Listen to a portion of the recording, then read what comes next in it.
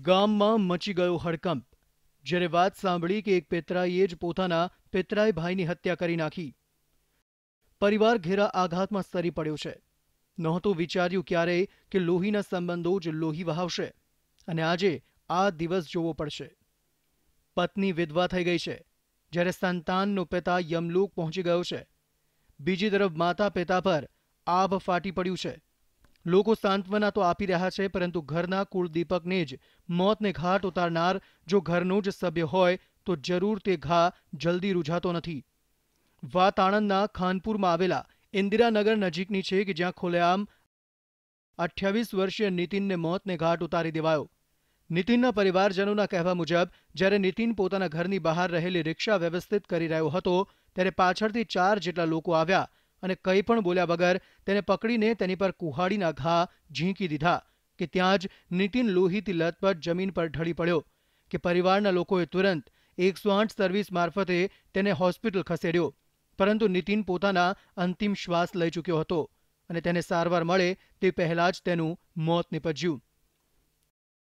ના કોઈ અંગત અદાવત, ના રૂપિયાની લેતી દેતી, તો પછી પિતરાઈ ભાઈ કેમ બન્યો દુશ્મન? સવાલ તમામને સતાવતો હતો, મૂંઝવતો હતો, કારણ કે પરિવાર અને ગામના લોકો પણ એ જ વિચારતા હતા કે જે વ્યક્તિ પિતરાઈ ભાઈ થતો હોય તે કેવી રીતે પોતાના ભાઈની હત્યા કરી શકે.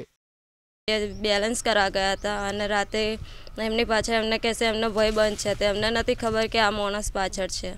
તે પેલો ગારો બોલ્યો મસ્તીનભાઈ, તો આ કે તું ગારો ના બોલીશ કે મા હમવાની કે તેમાં એ બે વળ્યા હોજી અને પછી છૂટાઈ પડી ગયા અને હવા મેં મમ્મીને કહ્યું બધું કે આવું થયું હતું એને પપ્પાને મમ્મીને. અને પછી આવીને અહીં આગળ રિક્ષા હમી કરતા હતા અને ઊંધા ધામ રિક્ષા હમી કરતા હતા અને પેલો પાછળથી ઢહેડીને પેલો કોડી લઈને આવ્યો ને માર્યા. અને સામેવાળા આવ્યા અને પાડી દીધો ને એના બે પગ વચ્ચે ગાલી દીધો ને પેલા છોકરા આવીને કુહાડી મારી પાછળનો દસ્તો 2 ત્રણ. ના કોઈ અદાવત નહીં અંગર, એટલે બોલા ચાલી થઈ હતી સામાન્ય. એ બસ સામાન્ય બોલા ચાલી હતી, બીજું કંઈ એવી કંઈ વધારાની ઘટના હતી નહીં, મોટી એવી વાત કોઈ નથી. સામાન્ય તકરારે બનાવ્યો ભાઈને ખૂની. જી હા, કંઈક આવું જ જાણવા મળ્યું છે નીતિનની હત્યા મામલે.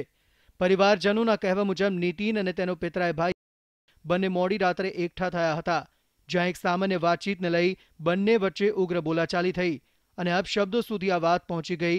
જો કે વાત ક્ષણભંગુર હતી, પરંતુ મનમાં દાજ રાખીને બેઠેલો હિતેશ પોતાનો બદલો લેવા માટે તલપાપડ હતો.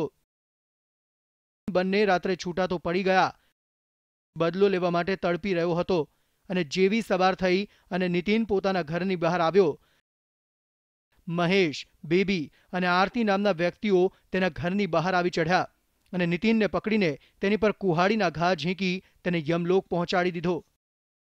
હિતેશભાઈ મહેન્દ્રભાઈ સોલંકી, મહેન્દ્રભાઈ મોહનભાઈ સોલંકી, બેબીબેન મહેન્દ્રભાઈ સોલંકી તેમજ આરતીબેન હિતેશભાઈ સોલંકી આરોપી ના હોય ઉશ્કેરણી કરી અને 1 નંબરના આરોપી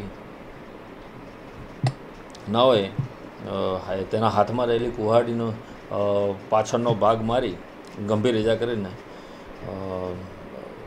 ફરિયાદીના દિયર એટલે કે મરણ જનાર નીતિનભાઈ સોલંકીનું મોત નિપજાવેલ છે.